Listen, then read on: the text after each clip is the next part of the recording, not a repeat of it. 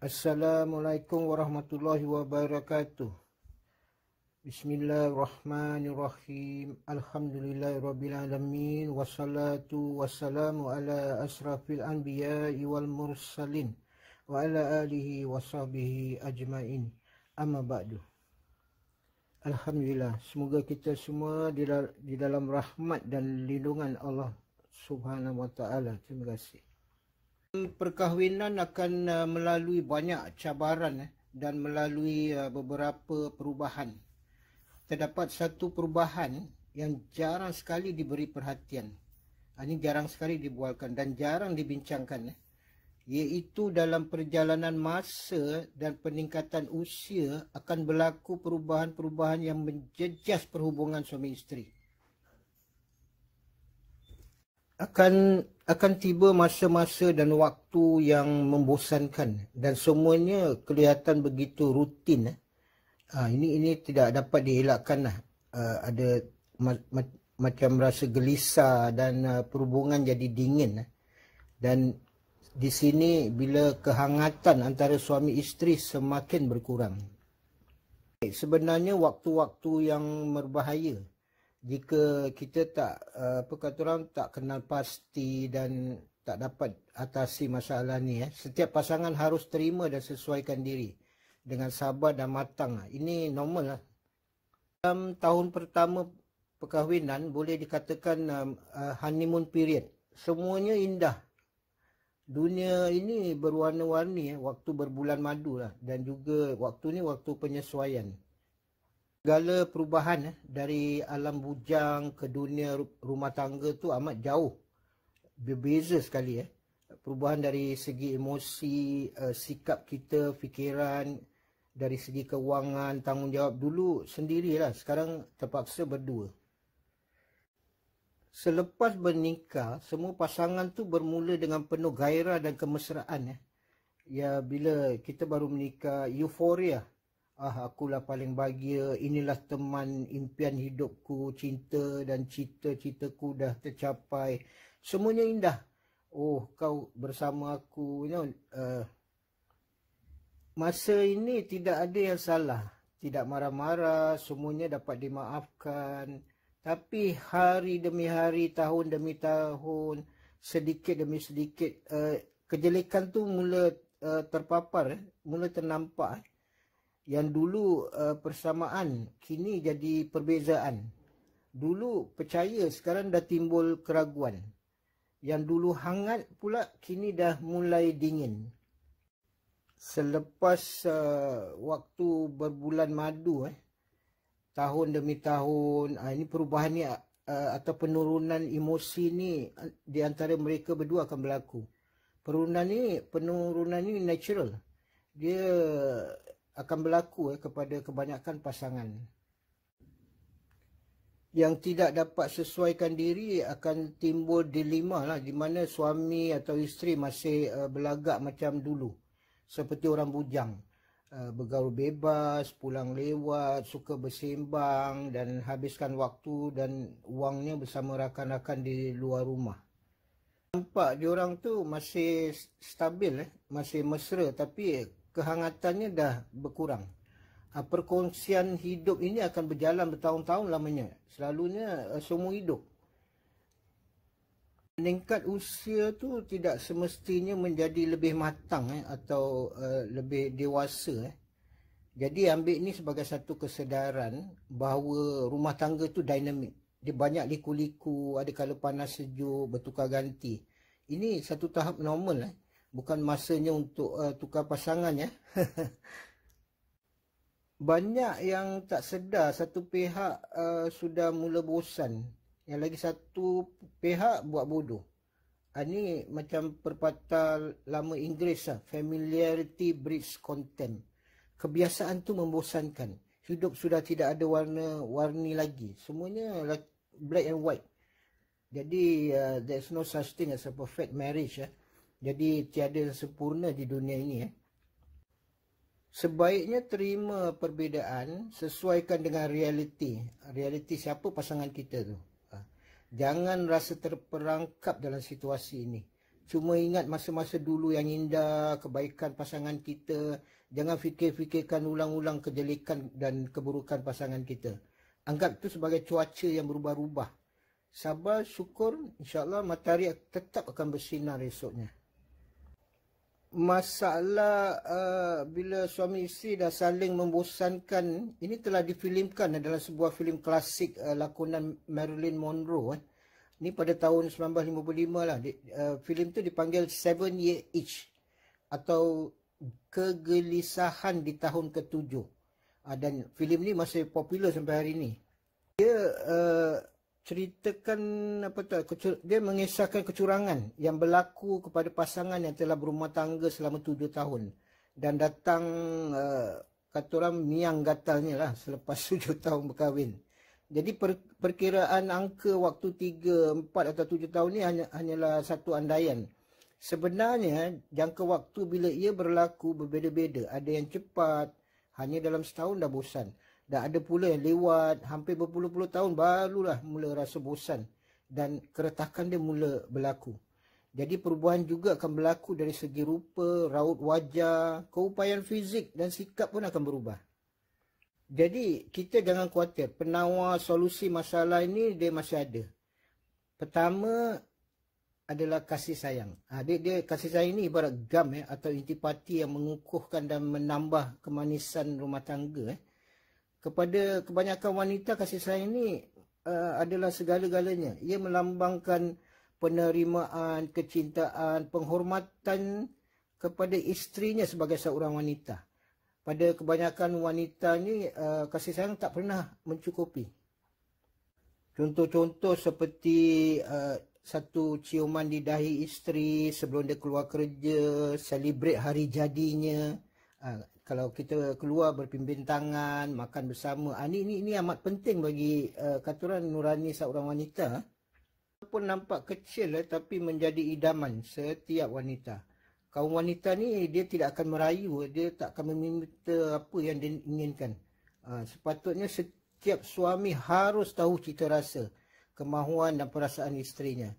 Tapi sayangnya ramai pihak suami gagal nak faham kehendak sentimen isteri-isteri mereka. Dan bukan semua lelaki yang bersikap romantis atau diorang tu tak cenderung kepada perkara yang sentimental. Yang kedua adalah komunikasi. Kaum wanita ni dia sangat gemar dengan perbualan, suka bercerita. Diorang perlukan suami sebagai teman bicara dan a good listener, pendengar yang prihatin. Ini sebagai saluran untuk meluahkan perasaannya. Talian komunikasi ini dia menggambarkan keterbukaan, kongsi hidup. Dia juga adalah acara yang paling berkesan untuk memahami dan mengenali pemikiran, cita rasa dan perasaan di antara suami isteri. Sambil tu bersenda gurau juga digalakkan. Komunikasi ni harus berjalan dengan jujur, berterus terang dan bijaksana. Jangan mudah bosan dengan bila isteri merintih dengan persoalan mereka. Jangan sekali gunakan kata-kata kasar, mengecam, mencela dan menghina, dan jangan sekali-sekali menyakiti hati. Ada juga suami isteri yang pilih perang dingin. Diorang tu diam je, buat bisu je. Rasanya malas nak cakap. Dia rasa, tapi dia tak tunjukkan. Ini bahaya bila suami isteri sudah tidak mahu lagi berbincang bersama. Takutnya bila di antara satu akan mencari teman luar untuk sampaikan hasrat di hati. Ini bahaya. Jujur dan berterus terang tu tanpa prasangka buruk. Kita mesti bersikap terbuka kepada isteri. Dan isteri juga akan membalas dengan sifat dan nilai-nilai positifnya. Sebaliknya kaum wanita tu dia benci dengan suami yang suka berbohong, suka selindung.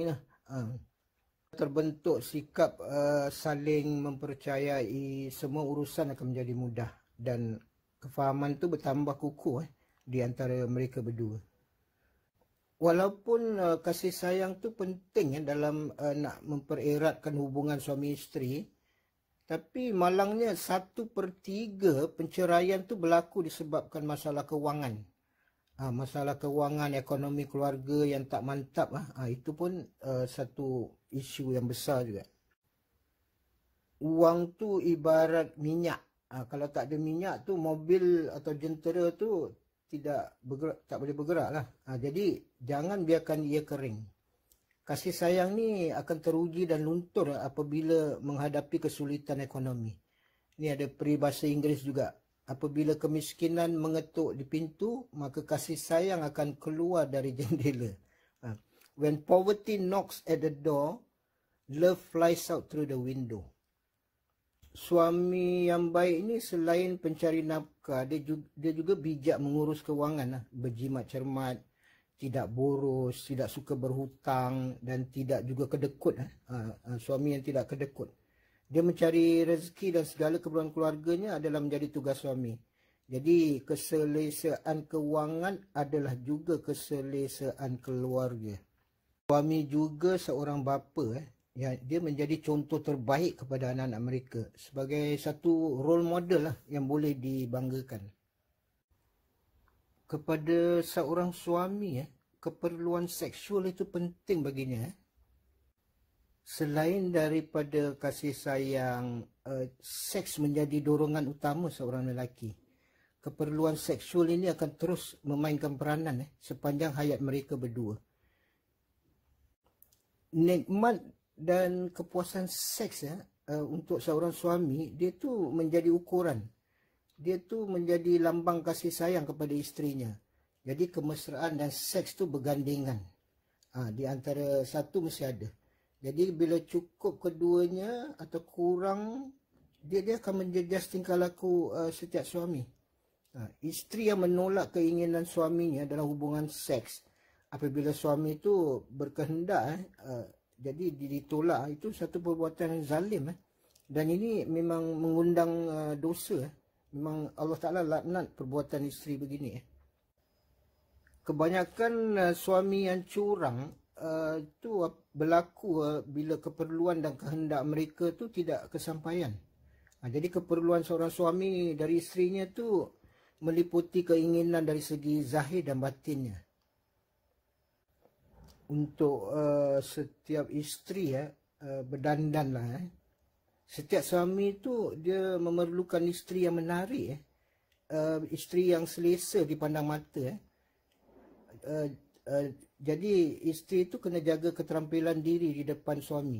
Jangan selekeh lah atau keterlaluan dalam pakaian.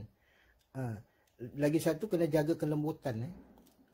Kelembutan seorang wanita, sopan santun, berbudi bahasa dengan kata-kata yang mesra tu lagi indah. Hati seorang suami tu dia luntur dengan kelembutan dan pujukan wanita. Kebanyakan orang lelaki, walaupun dia sudah berumah tangga, diorang tu masih suka bersembang. Diorang tu banyak kegiatan kat luar rumah.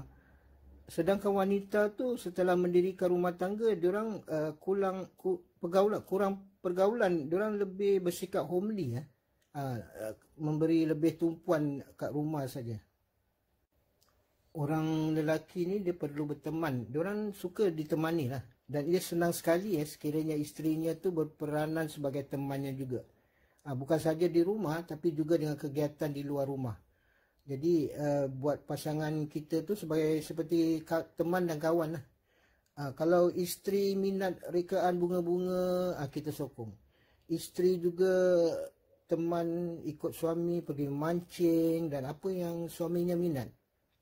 Suami ni dia suka dilayan, diberi perhatian. Orang lelaki ni sebanyaknya banyak kelemahan diorang. Diorang keraguan, diorang tu kadang tidak ada kata orang kepastian dalam hidup. Ada suami yang bersikap pesimis. Diorang tu ada rasa rendah diri, tak ada confidence. Ada pula tu yang mengalami kegagalan demi kegagalan. Apa dia buat semua tu tak jadi. Jadi peranan seorang isteri itu sebagai perangsang, memberi kata-kata pujian, memberi motivasi, dorongan dan pandangan yang membina. Ini penting. Orang lelaki juga dia termakan dengan pujian. Jadi jangan lokek dengan kata-kata pujian dan sanjungan. Dan jangan sekali-sekali menghina atau memperkecilkan kegagalan suami kita. Banyak kisah-kisah yang success story bila orang yang dah berjaya, suami sukses, dia tu mendapat perangsang dan galakan dari isteri. Ini ni kerana moral support dan kata orang faktor isteri. Baliknya tidak wajar lah seorang isteri itu suka meminta-minta dan mendesak suami dia. Dengan permintaan yang tidak munasabah ataupun permintaan yang melebihi kemampuan suami. Ini cuma menambahkan stres pada beban pada suaminya. Ada pula suami yang ego, tidak mau mengalah, bangga diri, tak terima, susah nak terima teguran orang lain. Ramai juga yang tidak dapat mengawal emosi dan bersikap pemarah. Seorang isteri yang muslimah tu dia membantu suaminya dalam ketaatan. Dia juga mendorong suaminya untuk berbuat baik.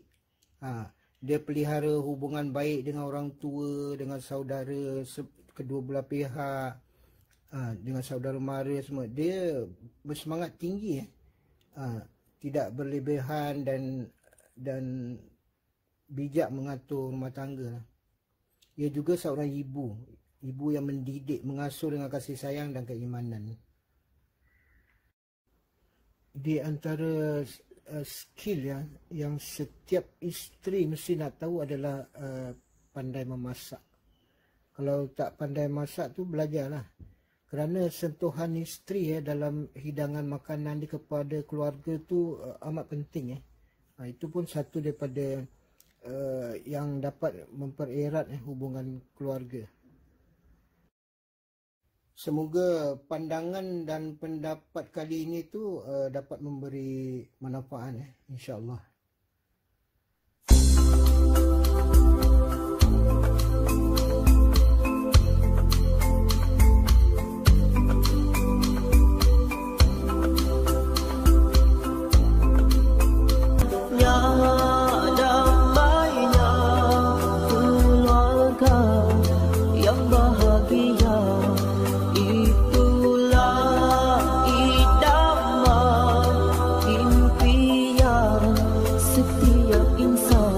Semoga pandangan ringkas ini bermanfaat. Jadi saya ucapkan terima kasih. Assalamualaikum warahmatullahi wabarakatuh.